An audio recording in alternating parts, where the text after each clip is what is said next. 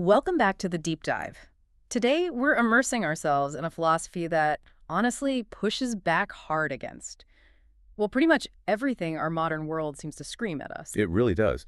We're constantly told to share, to broadcast, to build a personal brand. Exactly. But the source material we're looking at today, it argues for something radically different. It suggests, quite powerfully, that the most powerful move you'll ever make is the one nobody sees coming. That's the core of it. This Mhm. isn't just, feel-good motivation. It's presented as a genuine strategic blueprint for achieving real, lasting success. By doing what exactly? By flipping the script, by ditching the constant need for self-promotion, for external validation. If you've ever felt just exhausted trying to keep up appearances online or anywhere else. Which is probably most of us at some point. Right. Then this deep dive might feel like a necessary detox. The central idea is bold, maybe even a bit jarring. Never tell people what you do. Focus in silence. Win in public. Okay, execution over explanation. I like that. So let's set the stage for you, our listener. Our mission today is to really dig into the why and, crucially, the how behind using extreme focus and privacy as a tool for transformation. We're going to break down the steps, the mindset shifts, Yeah. everything you need to understand how to make your results, not your announcements, the loudest thing about you. Yeah, turning potential into undeniable proof without needing that constant spotlight. Let's get into it. So right off the bat, we hit this fundamental conflict, talking versus building. The sources are really clear that people naturally drift towards the easier path. And today, that path seems to be talking. It absolutely is. Think about it. It's so easy to post about a goal, to talk about the future you want, to share progress that isn't really solid yet. It feels productive. But it isn't. Why is this idea that silence is actually stronger? Why is that so hard for us to really grab onto?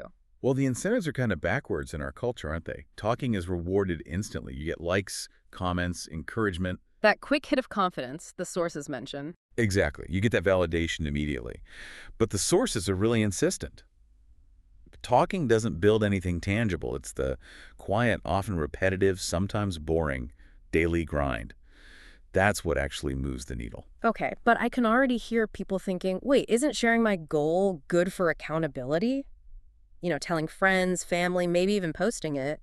Doesn't that help you stick to it? That's a fair point, and the sources aren't necessarily saying never tell anyone anything. It's more about the public, wide-scale broadcast, the kind that's really seeking that immediate validation button. Ah, okay, so it's the motive behind the sharing. Right. When you announce a big goal to everyone, especially if they react positively, your brain gets that little reward hit. It feels good. Like you've already achieved something. Precisely. That's the psychological trap. The analysis calls it the substitution of performance for production. Your brain kind of ticks the box like, okay, progress made, Yeah. even though you haven't actually done the difficult work yet. So you've spent the motivational energy you needed for the actual task on the announcement? You got it. Yeah. It drains the psychological fuel required for the real heavy lifting. Think about someone who talks constantly about the amazing business they're going to start, but they never actually, register the company or find suppliers. They feel successful because they're performing success. Yeah, they get the external pat on the back, but the core task, still undone. Right. Real progress, the sources argue, starts when you quiet down and actually start doing the work. Fix what needs fixing, build what needs building.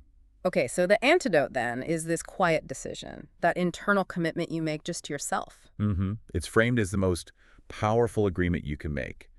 That moment you decide internally, okay, no more playing small, no more shortcuts, I'm just going to do the work. And it doesn't need anyone else's permission or applause. Zero. It's pure because it's just between you and you. No external expectations warping it. You don't owe the world an update on your progress. It's your life, your mission. Keeping it internal protects its integrity. Which brings us to maybe the bluntest takeaway here, the power exchange. The source says, every time you talk instead of act, you trade your power for comfort. Oof. It's harsh, but it cuts deep, doesn't it? You're literally swapping potential future success, real, tangible results born from action for a fleeting moment of emotional comfort. That feeling of being liked, understood, validated right now. And staying stuck in that loop, needing that comfort, keeps you tethered. completely tethered to other people's opinions. You waste precious energy trying to explain your vision, trying to get buy-in, trying to impress people, instead of just executing the steps. So the world doesn't need a press release about your It plans. needs to see the transformation. Yeah. The power, the real strength grows in that silence, precisely because no one's watching, no one's cheering you on yet.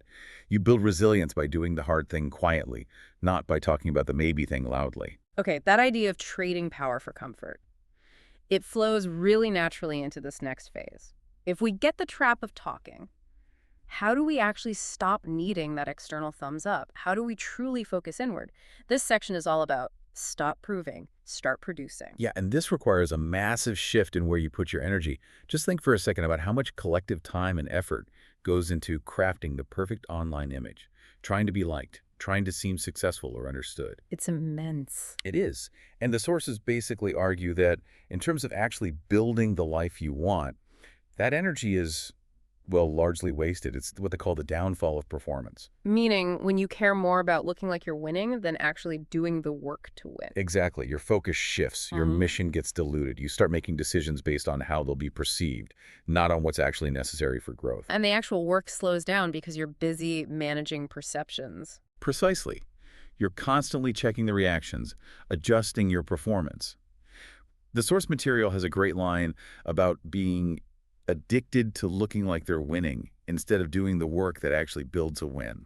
That's a powerful distinction. It's using energy on the facade, not the foundation. Right. And it can be subtle. You start choosing tasks that look impressive over the ones that are genuinely hard but essential.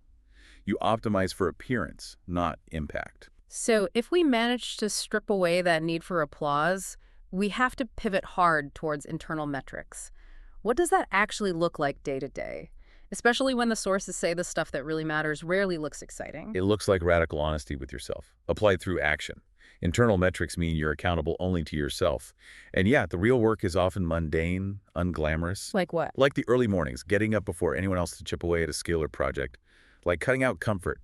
Maybe skipping that easy dopamine hit from social media or TV to read something challenging instead. Or sacrificing now to live better later. Financial discipline, maybe. Rigorous training when you're tired. Exactly those things. It's facing your own weaknesses head on, fixing what's broken internally. And none of that requires an audience. It just requires focused, sustained, often solitary effort, and, yeah, brutal self-honesty. You're choosing the long game of internal improvement over the short-term buzz of external validation. Okay, I have to push back slightly here. This sounds, well, potentially really isolating. We're social beings. If you genuinely stand alone, like the sources suggest, and stop trying to prove yourself, how do you handle the loneliness? Or just keep going without any cheerleaders? That's probably the toughest part, no doubt. But that's also where the real strength gets forged, according to this philosophy. The freedom you gain when you stop needing to prove anything is immense. It's freedom from needing the world's okay. So it's not about cutting off everyone, but about being internally independent. Exactly. Your decisions stop being dictated by how will this look or what will they think.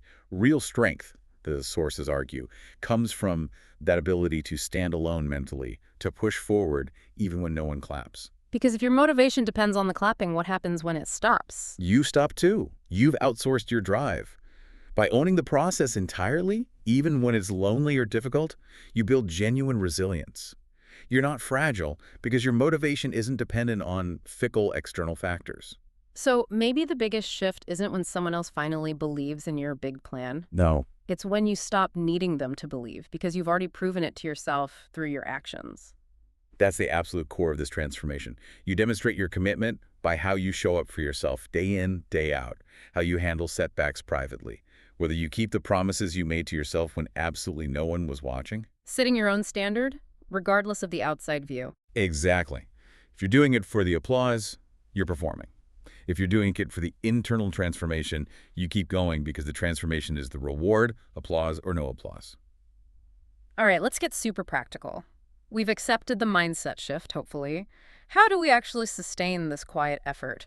Chapter 2 really hammers home consistency over motivation. Motivation feels great, but it's unreliable.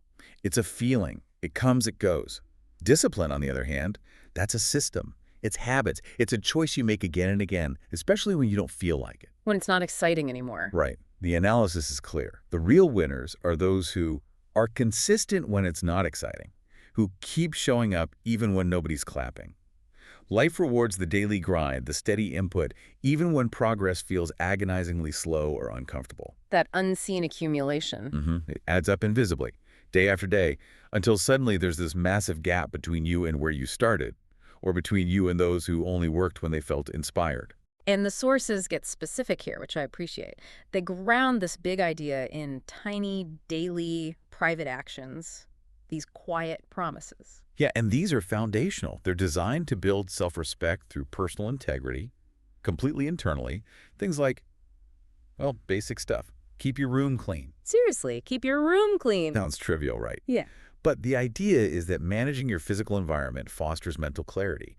An ordered space supports a focused mind. It's about respecting your surroundings as you respect your goals. Okay, that makes more sense. What else? Other quiet promises involve physical and mental conditioning.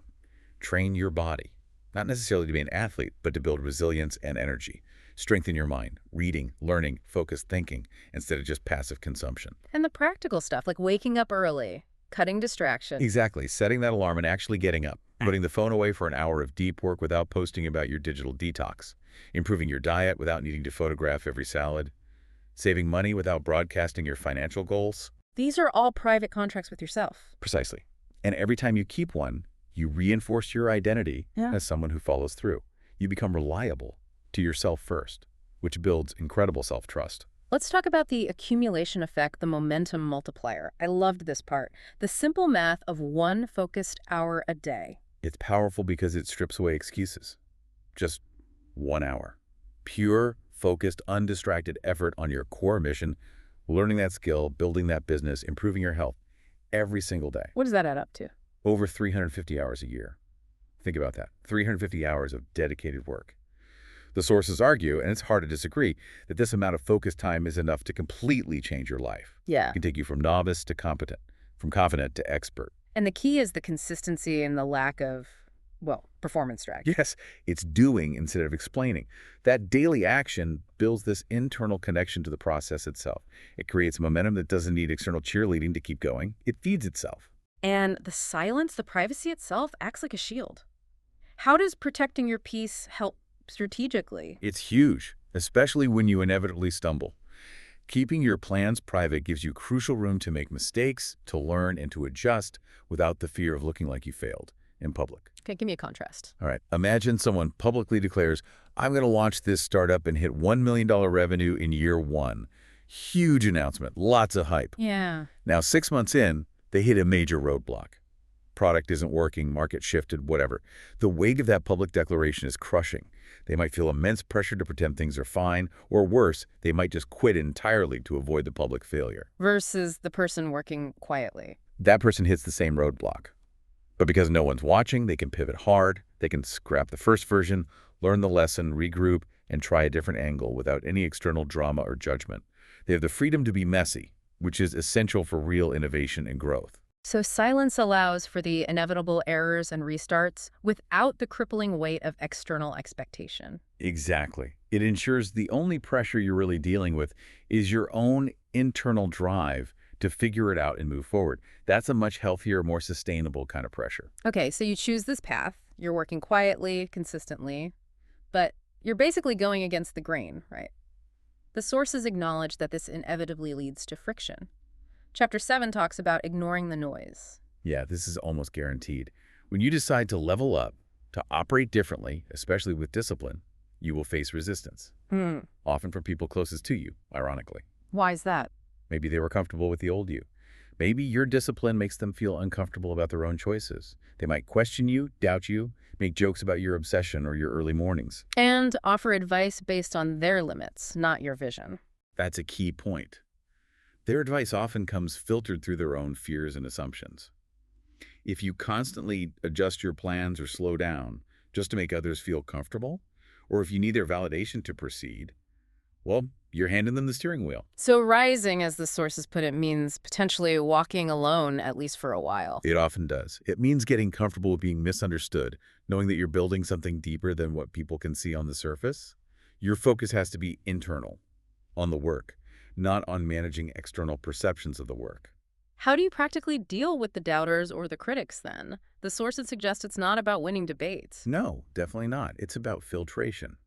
Think of your focus and energy as precious, finite resources. Every minute you spend justifying yourself to a skeptic, defending your methods, or trying to win an argument. Is a minute you're not spending on the actual work? Exactly. You slow yourself down to engage in a battle that ultimately doesn't matter for your long-term success. The advice is blunt. Let them talk. Let them wonder. Let them guess. Your job isn't to convince them. Your job is to stay locked onto your purpose. Your results, eventually, will be the only answer required.